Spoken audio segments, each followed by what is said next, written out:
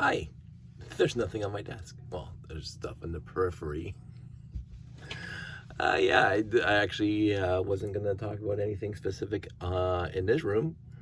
I am just finishing up reading Will Wheaton's Still Just a Geek, and it's an absolutely fantastic book behind the scenes of his life and parts of his career, but mostly talking about how he is who he is and the issues that he faced as a kid who had narcissists for parents and as emotionally abusive parents.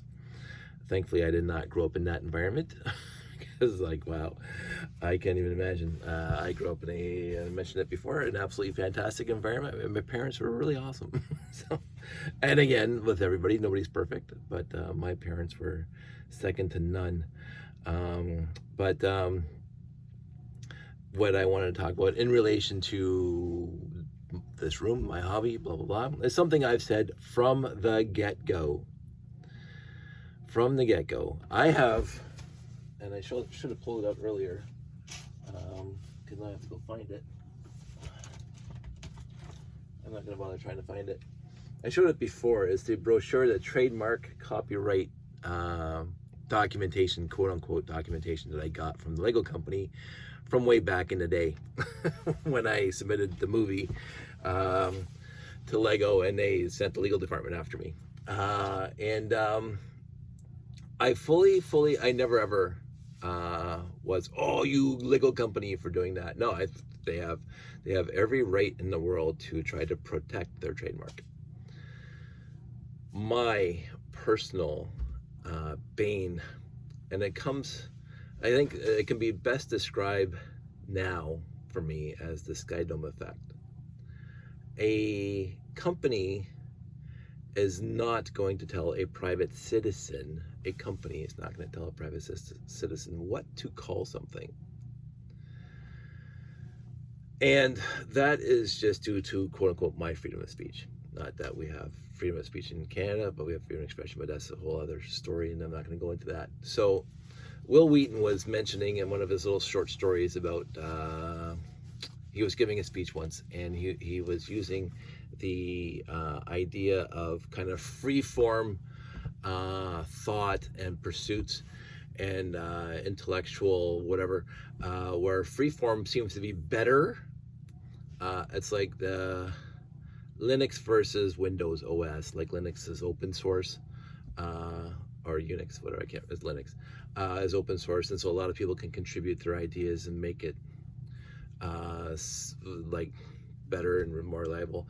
And locking things down to the point where, like when you buy a phone, like such as what I'm using right now, the company still has their hooks into the phone, and basically if they don't like what I'm doing with the phone, they can make it into a brick. Like a paperweight, because when you purchase, you don't own anything anymore. You don't own the phone. You physically own the structure of the phone, but you don't own the OS. You don't own the whatever. And so if they don't like if they think you're hacking into the OS, they can lock you out, and then you lose your phone, and the phone becomes like a paperweight. And so Will was talking about on the other side, where when you buy something, that it's yours, and then he was mentioning he got an Atari 400, I got a Commodore 64, so I'm already better than he was. but anyway, the Commodore 64. But he was mentioning that, and that he got to make his own code, and he got to write his own thing. And then I went on, I think I uploaded a few months ago, I went on how wonderful the Lego company was when it came to, because I always have one within arm reach, this guy right here. Because this thing came with an OS, it came with firmware, and it came with software. And the minute it was released, a lot of people were hacking into it, and I forget the terminology, but they were getting right into the intricacies of how this thing was programmed and built and whatever. And they started releasing their own code. You can download completely non-Lego firmware on this. So you overwrite the memory chip of the Lego firmware when you first turn on. It overwrites it with your own firmware. And I know of a few, because I use them, like Mark Riley's LDCC. and QC. As well, the NQC wasn't a firmware, but NQC was a programming language. But the firmware that I used was the new RCX LGO. That was 10 times or 100 times or 1,000 times faster than the original RCX software. And Lego said, "Okay, fan community, it's a Wild West. You can absolutely hack the RCX, and you can absolutely create your own firmware, and you can download your own firmware, and we will absolutely not endorse you. We're not endorsing anybody, but we will let you do that, and we won't send the copyright police after you." It was like awesome. Like from 1998 to 2000, whatever, halfway or mostly the way for 2000, this was the most fun I've ever had with like Lego. Period. Like it was absolutely fan. Let me see. Wait. Love that sound. And so that was when that is an idea that the Lego company had. They talked to the lawyers and they said, we're not going to get involved. If people want to make their own sensors, if people want to make their own OS, they want to make their own programming languages, absolutely hack it and figure it out and do your have your fun with it. Whereas other companies like Sony released something that was not even nearly as cool as this, like a walking dog, and people tried to hack at it, and Sony locked them down. They sent the lawyers after them. They sent lawyers after people who were trying, hey, here's new firmware for your dog. Lawyer. Cease and desist letters. Dear sir, stop what you're doing. Now, my situation with Lego was different with the movie. And this is where this is why I say I'm not going to fault them, because I called the movie Lego Wars. I called it that. What's the name of the movie? And I even had with my Commodore 64 back in 1984, Commodore 64 graphics showing the Lego logo and the 5 bricks clicking into it, which was at the beginning of every commercial back in the day. And it's a new toy every day, which is their copyrighted slogan. So I have no animosity and or shaking my fist at the Lego company for sending the legal department. When I was 14, so like, what do I know with the law and trademarks and stuff like that? But so I had no problem with that. I had absolutely no problem. Should I make a movie today using anything in my collection, I wouldn't use the word Lego in it. The Lego movie itself, which was, I don't know the specifics, but the Lego company wasn't involved. What I was told, the Lego company was basically hands off the movie itself, except I don't know if they had any kind of lawyerly way of saying we don't want this in the movie or we don't want that in the movie. But the movie itself was made by a third-party company, and Lego endorsed it in a fashion like it was a Lego movie. But the only time you heard the word Lego or saw the word Lego was in the opening credits. So it's the Lego movie, right? They never mentioned it again. my character, my number one character, played by my buddy Jake, Lego Man. so anyway, so again, no fault to the Lego company for blocking that down. I heard they did that. As soon as I got on LugNet, I heard other people got quote unquote cease and desist letters from the legal department. Where I personally, and you know, and I've mentioned this numerous times, I adore this hobby. I adore the bricks. I adore the company. I adore everything about them. And I want them to succeed. I want them to keep on keeping on. My thing right now, and even back then, since my earliest memories, and this goes back to Will Wheaton, because I had older cousins playing with Lego bricks, and my brother's older than me, he played with Lego bricks, and so I eased into it. My earliest recollections, my nebulous 3, 4, 5 years old, we call them Legos. Hey, let's go play Legos. Let's go play with our Legos. Let's go play with our Legos. Bring out the box. We didn't call it Lego bricks or Lego building blocks. We call them Legos. And all my friends in the area called them Legos. I mean, this is pre-internet, like 40 years pre-internet. We called them Legos. And back then, straight up, there was no compatible binding brick, building brick. There was other building bricks in the market that I've shown you in some of these videos that I get in used lots that were not as, they're complete crap compared to Lego. Straight up. And it wasn't until Mega Block and the jackasses they were, where they basically just blatantly ripped off the Lego brick. Now again, we can get the semantics about where Lego came from in the first place, but um, but the overall, and I'm not gonna get into that kind of rabbit hole. Overall, I call them Legos my entire life. I don't call them Lego bricks. I'm gonna play with my Legos. This is my Lego room, right? I'm not publishing. I'm not making any money off of it. But I can guarantee you, every piece in here, absolutely try. It's Lego, not Lego bricks. It's Lego, and so I refuse. I personally refuse, unless I'm doing marketing and gonna make like a documentation to go public to sell a book or whatever. Then I'm going to obey their copyright rules, their trademark rules, down to a T, because that's where it has to be. Because in any legal document, if I'm going to make a book, I'm going to write a book. My best-selling book, War and Peace, with regard to Lego, and I put it on the market for publication, and it focuses on these things. Of course, I'm going to have to consult lawyers and talk about the Lego company and whatever, and follow their adherence to whatever they want that publication to be. If I publish something in a newspaper, blah blah, absolutely. But for me, just talking about it, it's Legos. So Will Wheaton's talking about this. He's talking to some university about STEAM or STEM back in the day, not STEAM. And I forgot what the acronym stands for, but it's for smart people to get together in schools, college, high school, college, and do stuff, and the physics and chemistry and engineering and blah blah, to bring passion back into building stuff and doing stuff. And so he's talking to these people about STEAM, and he's talking about how Lego was a free form, build whatever you want, and there was no rules. It's a Wild West, and it was fantastic because I remember my 70s and growing up with Lego with very minimal instructions and building outrageously stupid things. And my sister and I, and my brother and I, and my friends and I, just having a great, never-ending imagination of building stuff for all those decades. Now, and they even tried to adhere to that when they released sets back in the 70s, because they show pictures in the box. And again, I should show you, I'm not going to pull it out, but the pictures in the box show you, this is a house, this is a duck, this is whatever. But you don't have to do that. You can build whatever you want with the pieces in there. And so, but in that convention, where he's talking to these smart people about STEAM or STEM back in the day and how to change the STEAM because they added the arts.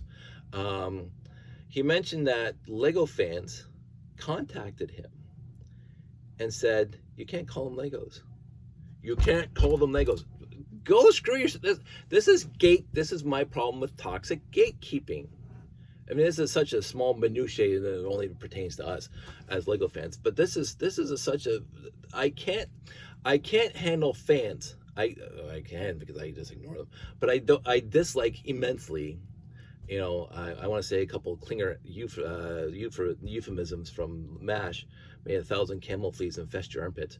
I can't stand fans when they say to somebody else, "You're doing it wrong. You're doing it wrong." For me, it's always Lego bricks. You have to use the proper whatever the Lego company sent to me that one time. You have to call it Lego bricks, TM or R. And when you write it out, it has to be Lego bricks. Lego all capitalized and bricks, because Lego is not a noun. So when you say Legos, it infers the bricks that are behind me. No, Lego bricks, because Lego is not a noun, is the descriptor of the company who makes them. And their point is, and I try to understand, if you use the word Kleenex right now, it's like it could be any tissue company on the planet. Any tissue, not the because Kleenex was an actual company that produced Kleenexes. And they didn't try to stop other people from pushing out boxes of tissue paper and calling it Kleenex. So they lost the brand name, basically, because the whole world started calling whatever tissue paper Kleenex. Hey, pass me the Kleenex, pass me the Kleenex, pass me the Kleenex. And Lego did not want that happening to their brand. So when you buy a Mega Block or Mega Construction now or Build to Rule from wherever and all the other crap that's out there that you cannot convince me at all to get in this room. I don't care. I don't still care. That because you see, you go on Facebook Marketplace right now, you go into Kijiji right now, you go on eBay right now. Hey, big bin of Lego, big bin of Lego, and you see a tote like mine, and you see the hauls from the Mega Blocks from the last 20 years, and you see Halo in there, and you see all the other crap. Almost said it. You see all the other crap in there. That's I'm looking at this, and it's just 90% non-Lego, because what happens is, and I fully understand, is that when a parent walks into the store at Christmas, birthday, whatever, they walk into a store and they say, oh, little Timmy wants Lego for Christmas this year. Oh, there's one box that has Lego on the top left-hand corner, and it's $50. And I go to the aisle next to it where there's Mega Blocks, where you're not looking at the name, and you get a bigger box for $30. You're gonna buy the bigger box because you don't know any better. Drives me nuts. Because I've built Mega Blocks, and then people say, oh, they've changed, and Mega Construction is much, much better. I don't care. I don't care. It was crap back then. It was a blatant ripoff back then.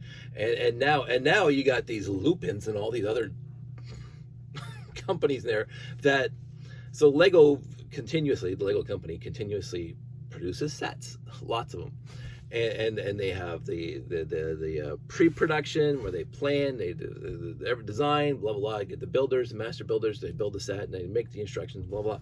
These people over there, and I'm not going to mention, they get that set to the market before Lego gets a chance to release it. So they got their hooks into everything. They got their hooks into, somebody's obviously giving them company secrets.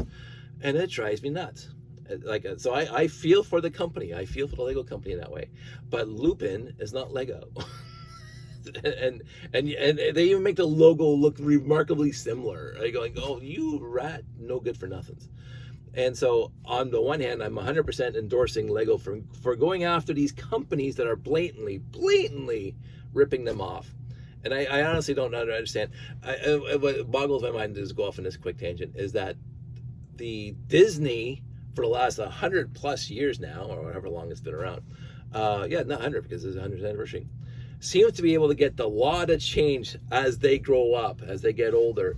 Whereas back, I don't know the exact numbers because I'm a dumb guy here, not a lawyer, that back in the day, that if you're an artist and you make a painting or a character, like Mickey Mouse, for example, you make Mickey Mouse, and you patent that or copyright it or trademark, whatever that term you want to use, so it's yours, and so nobody else can use that pictorial example of Mickey Mouse in their literature without paying you royalties.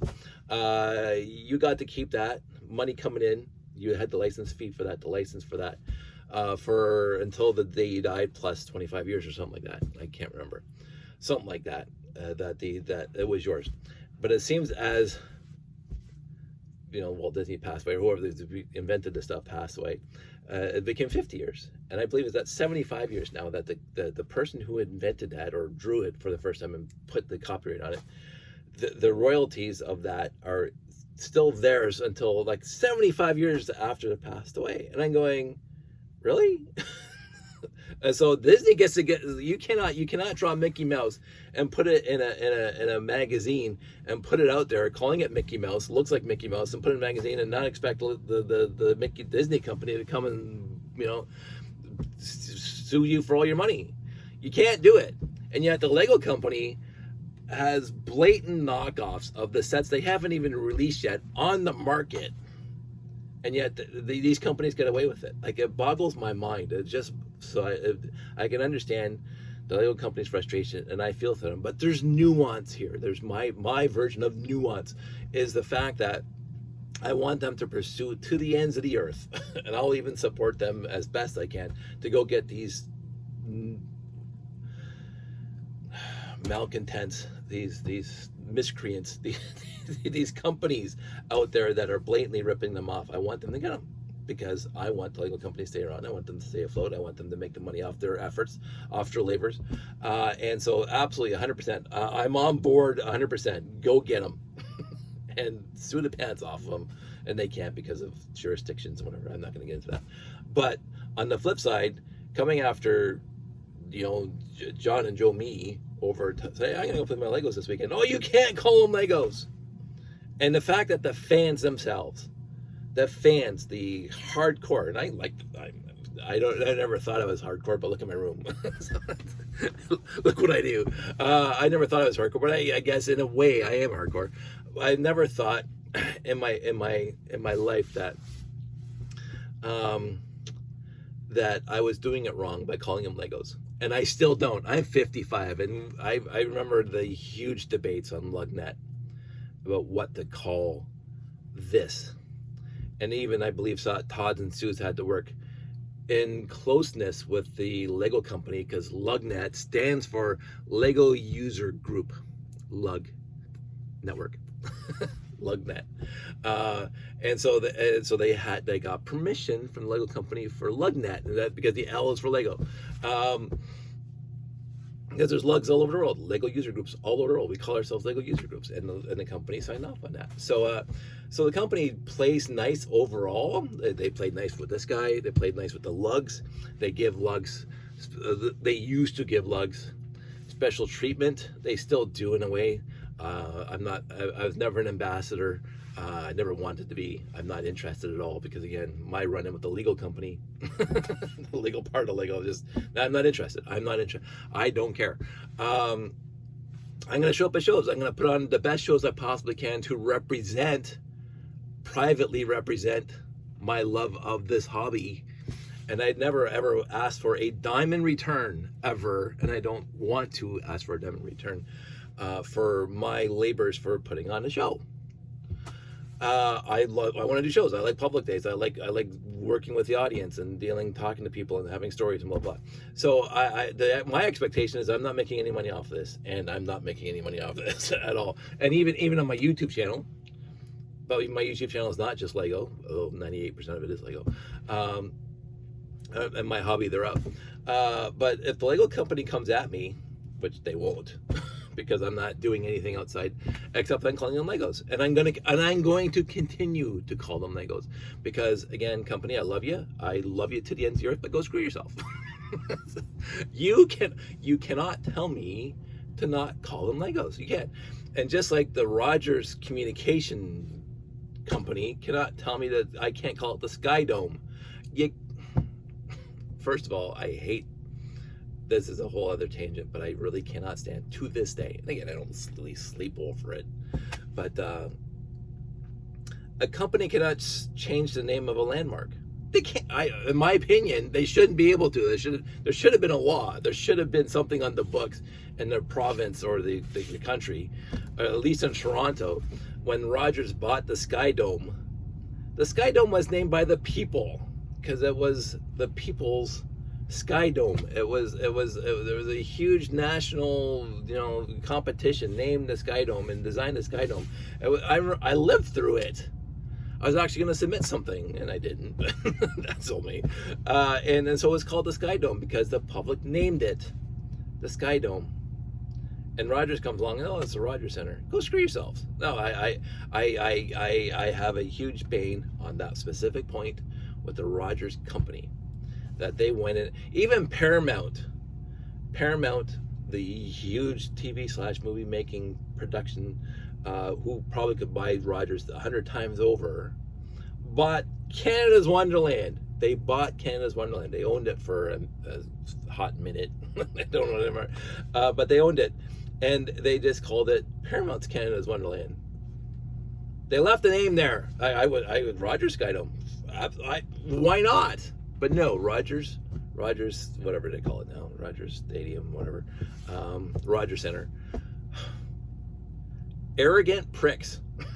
That's what it is. It's ego. That's 100% ego. And I think that's where, I didn't even think about this before, that's where I have a problem, is your company ego could not, for the life of you, accept that it was called the Sky Dome, because it wasn't bringing light to you, because your ego was in the way. You say, you owned it, you bought it, and you renamed it. You renamed a national landmark.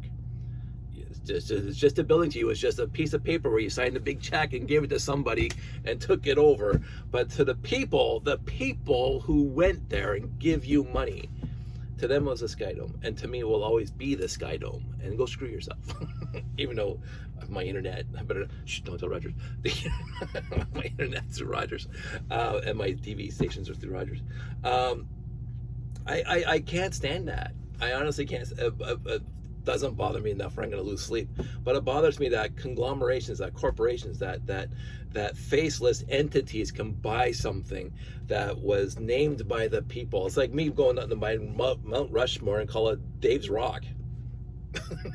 Oh, I own it. Go screw yourself. I'm calling it Dave's Rock. You guys have to call you. And now I'm demanding everybody else in the world call it Dave's Rock. Sorry.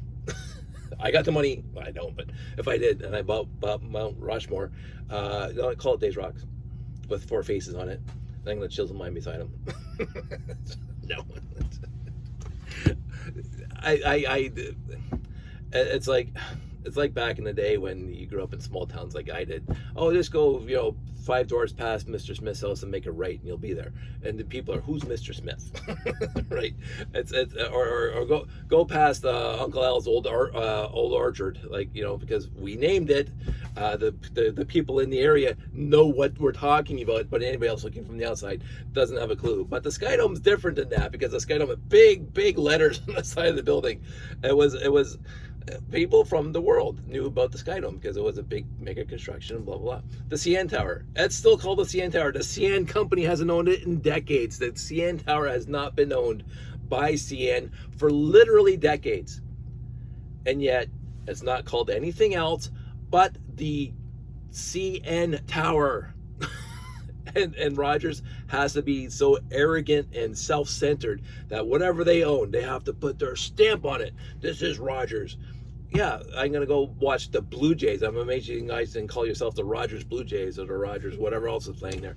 It just drives me nuts. But anyway, getting back to the Lego.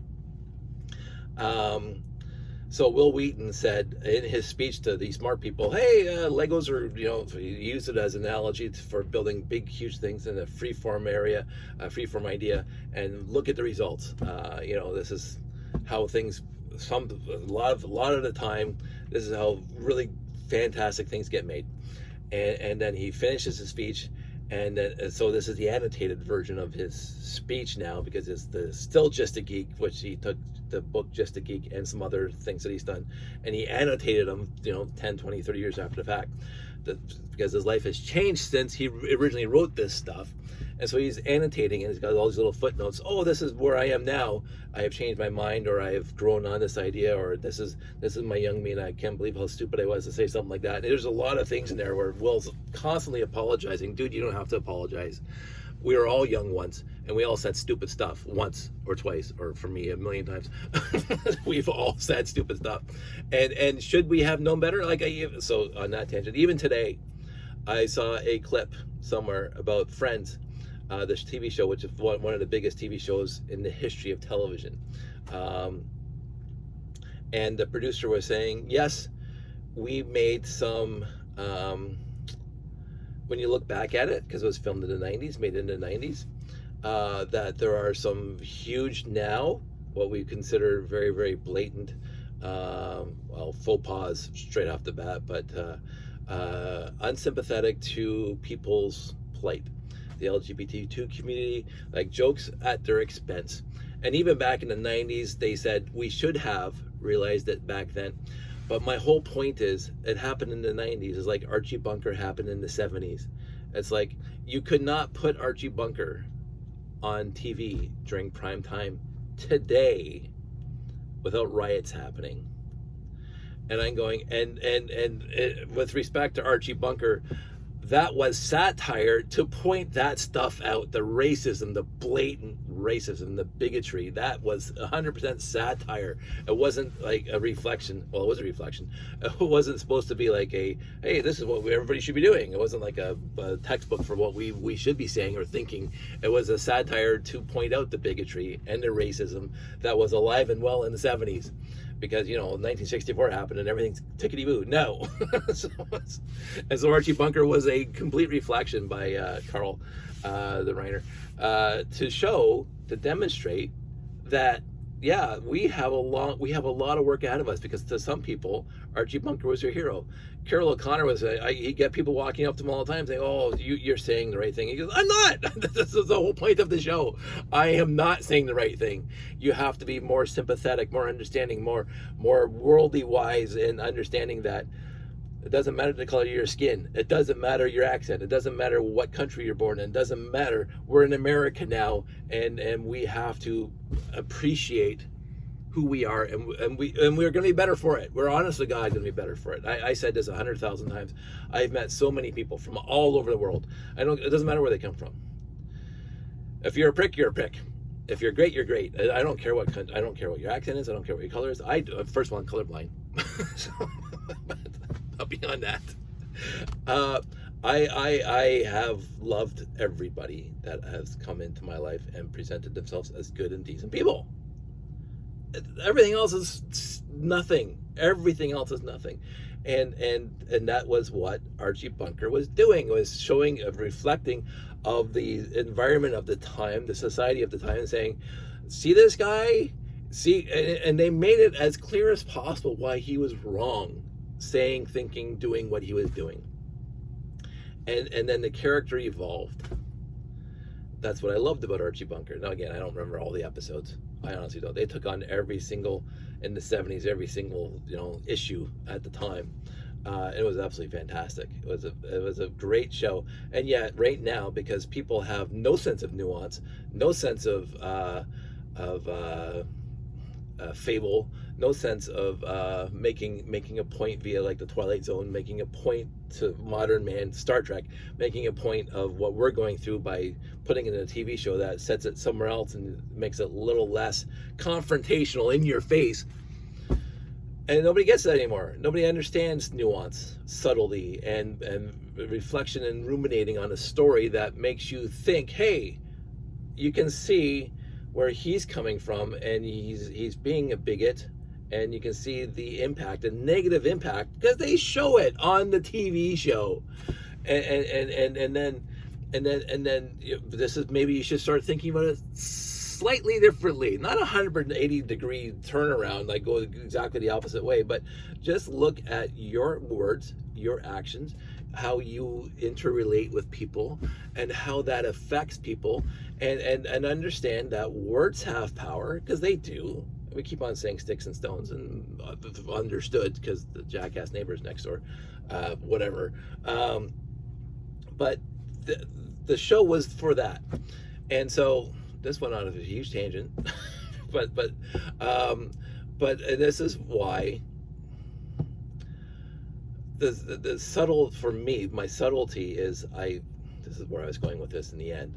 My subtlety is, I love the Lego company. I will back them up to the end of time. They have not done me wrong at all, even sending me a legal letter. And I understand why they did, and I accept why they did. And I'm backing them up 100% of why they did. But when they go to that bridge too far, when they start trying to be Rogers Communication and locking things down so people can't freeform, like I in no other instance in my personal life has a company dictated what I can say, or how I can how I should think about them. No company has the power to do that, and nor should they have the power to do that. So when I got that letter from the company back in the 80s saying this is why we protect our copyrights, I said, I understand that, but I'm not going to call them Lego bricks. I'm going to call them Legos. I really am. I'm going to go play with my Lego. And sometimes I put an S on it, sometimes I don't. and overall, what I do, for me, is I try to capitalize Lego, because for me, and this is where this is, again, more nuanced, this is where I want to point out to other people the distinction between actual Lego bricks, actual Legos, which is what this room is full of, versus those knockoff, stupid, crappy clone stuff. Because I build with Lego. I'm an AFOL. I'm an adult fan of Lego. And that's not AOLB, elephant, Lego bricks. I'm an AFOL. So right back into that.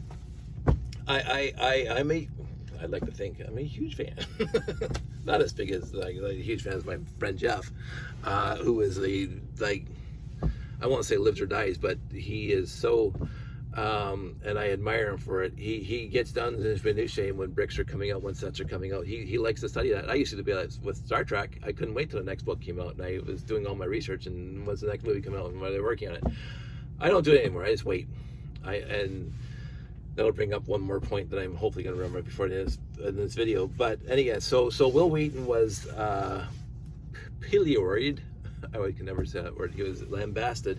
He was attacked by the non-nuanced Lego fans who are saying, well, you have to call them Lego bricks or capitalize the word Lego, and you can't say Legos, and you can't say Lego in lowercase or printed in Lego. You have to say Lego bricks or Lego capitalized.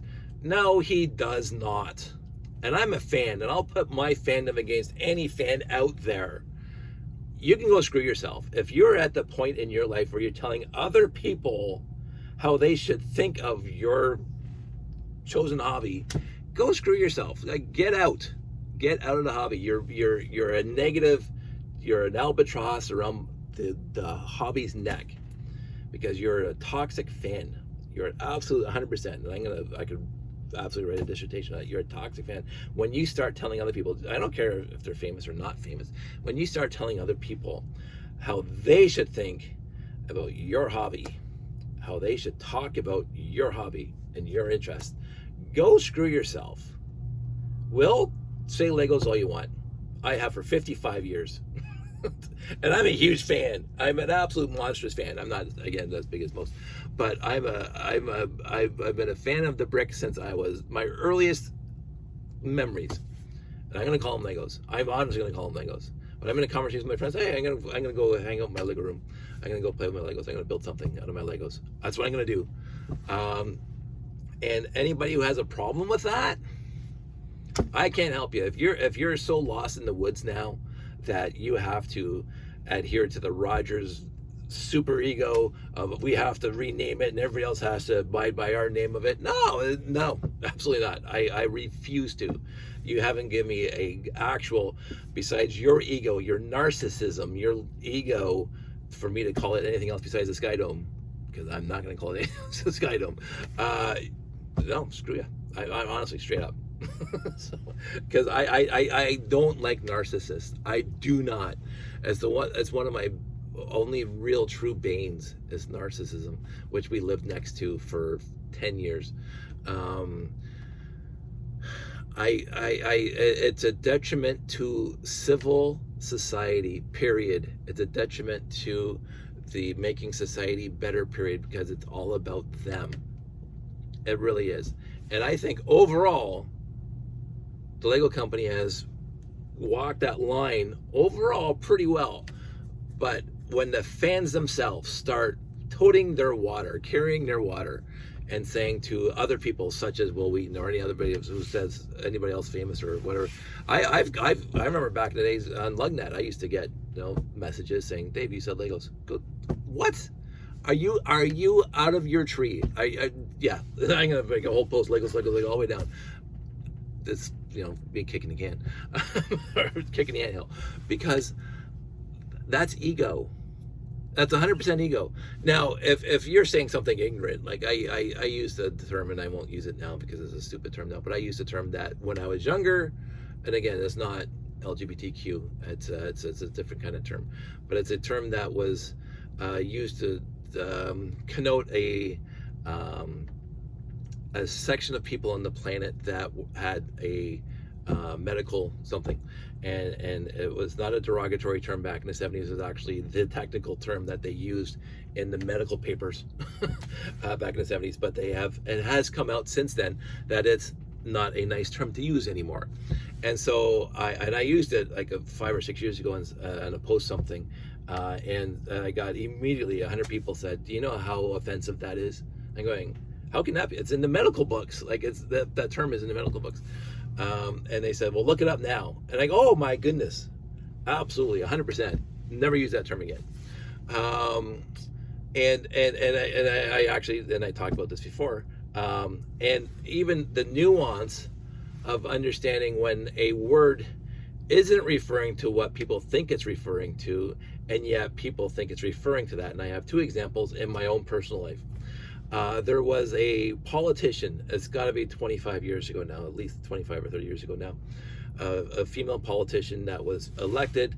She was conveying that they're going to be frugal with the finances because we're in austerity, ostensibly austerity measures have to be taken. So she says, we're going to be, now listen closely, we're going to be niggardly with our finances. And the whole world lost their crap. You go to the dictionary right now and you look up the word niggardly. It means being frugal with your finances.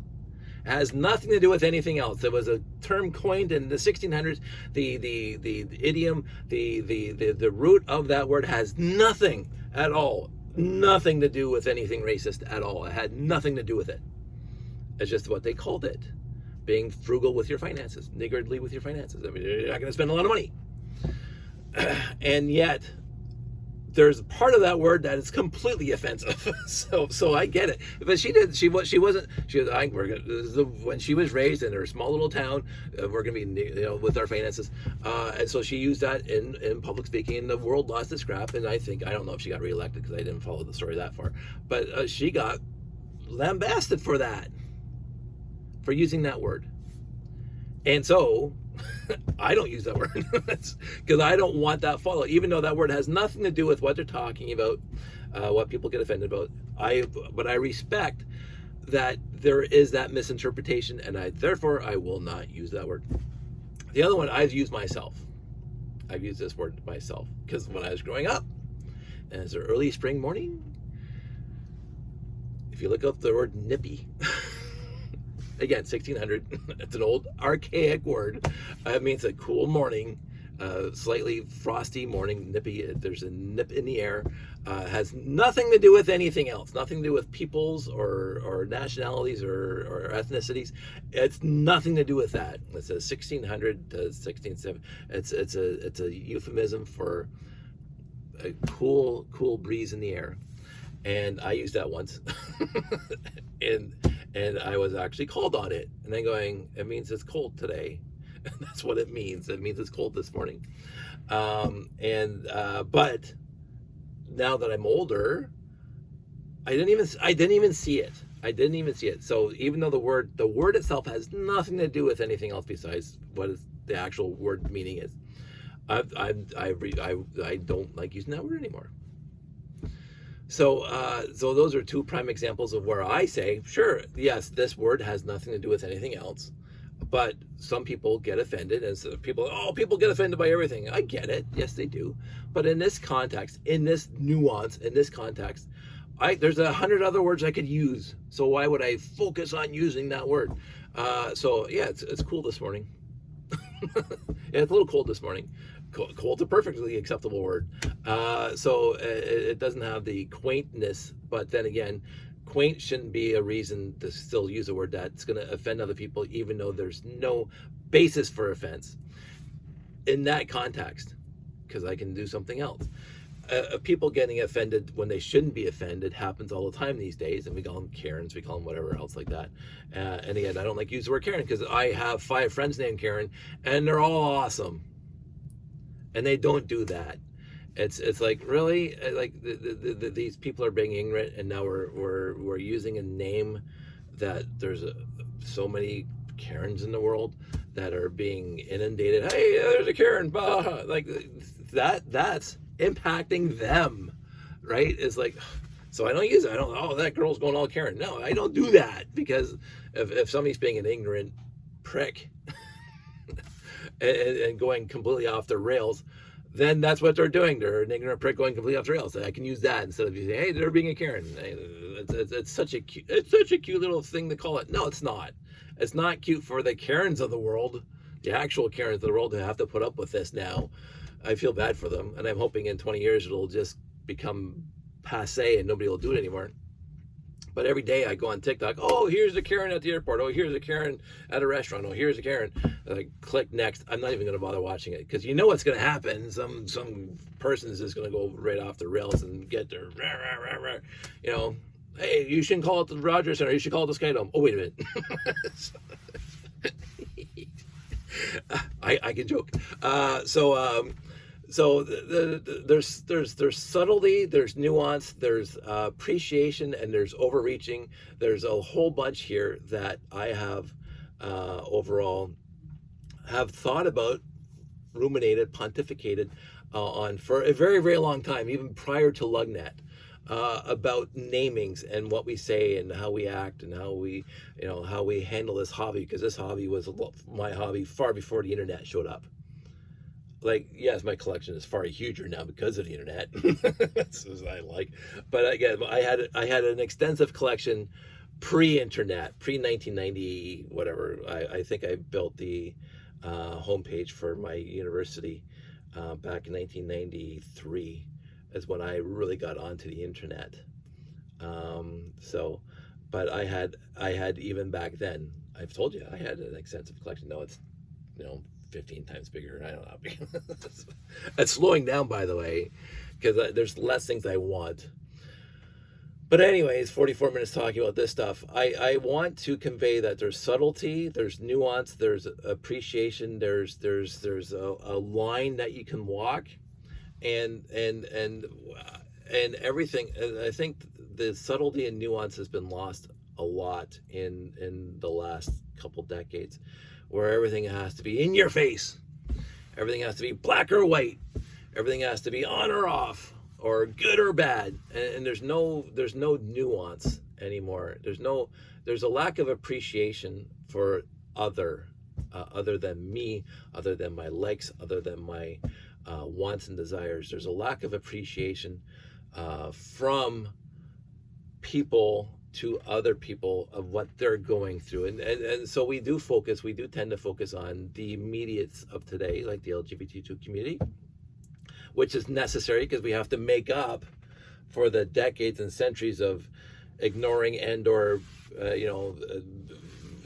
hunting them basically, and forcing them to change, and putting them into camps and surgeries and medicals and shots and whatever else to fix them when they never needed to be fixed.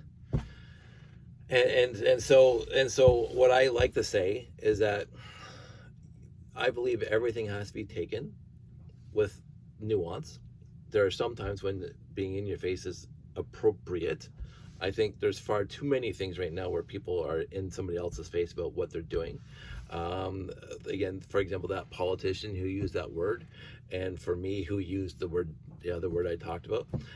But I've come to understand that even though those words themselves have nothing to do with it, I'm not going to use them anymore overall, because people are going to get offended, and people are going to offend anyway. Yeah, but why would I go when I can easily do something else? Why would I go out of my way to offend somebody?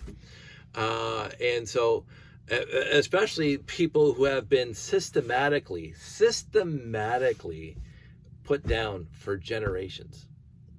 I as a white male in my 50s I've had it pretty easy with the besides being ridiculed from my friends, which is warranted because I do a lot of things stupid. I've never been systematically put down and brought down and diminished ever for who I am, my color, my skin, for my XY chromosomes. I've never been, for my being a heterosexual male, I've never been put down. I've never been bugged or systematically pulled over by the police because I'm a white guy, right? So it's like I have a few friends who mentioned that they get pulled over quite a bit more than I do, and we lived in the same area, and we've had the same jobs, and they get pulled over, and we're in Canada, and I'm going, wow. like I haven't. Oh, sorry, today because we went out to Paris, Ontario, ride program at 1 o'clock in the afternoon. And going, what kind of universe are we living in where you have to have a ride program at 1 in the afternoon? But it was for everybody. So this is a quick tangent. It had nothing with my color of my skin. The cop comes up to the window. Have you had anything to drink or anything? Any? How did he put it? Any drugs? Any drinking or any drugs? I'm going. It's 1 in the afternoon on a Sunday.